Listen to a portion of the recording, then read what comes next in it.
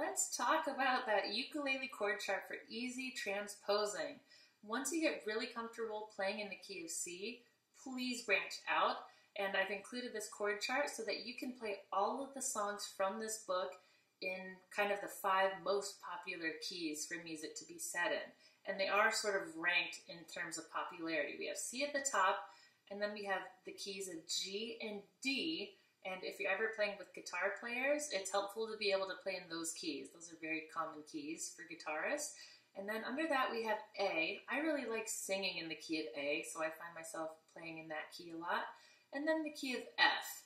And let's just talk about a couple of these chord shapes. Let's look at playing in the key of G. If we're playing in the key of G, G is our 1, our 4 chord would be C, and then D is our 5 chord. And you know all of those chords.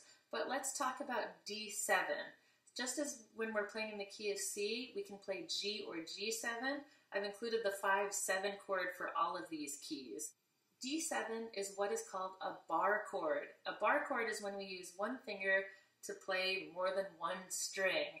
And in this example, we're using our one finger, the index finger, to press down on all the strings at the 2nd fret, like this. And then we can use our middle finger or ring finger to fret down on the A string at the 3rd fret. Now, I usually play it this way with my middle finger on the A string, but if you're having a hard time getting your index finger to press down hard enough on all the strings, sometimes people will stack 2 fingers, so you can stack your middle finger on top of your index finger and then use your ring finger to fret the A string at the 3rd fret. Now some people really prefer doing this because it gives you more pressure to press down on the strings. I find it a little challenging if I'm going from D7 to G, for instance. I just think it's harder to lift that middle finger off and get my fingers onto the next chord shape in time.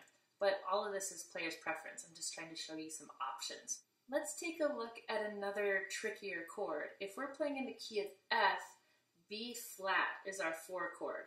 And the way you would make that chord shape is to use your index finger to press down on the E and A strings at the 1st fret, and then you use your middle finger to press down on the C string at the 2nd fret, and then you use your ring finger to press down on the G string at the 3rd fret.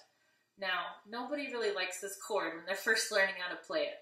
I find working on developing your hand strength really improves your ability to play chords like B flat and D7 and other bar chords. I really like yoga, all these, downward dog and cobra and handstands and all those types of poses are actually really awesome for developing hand strength.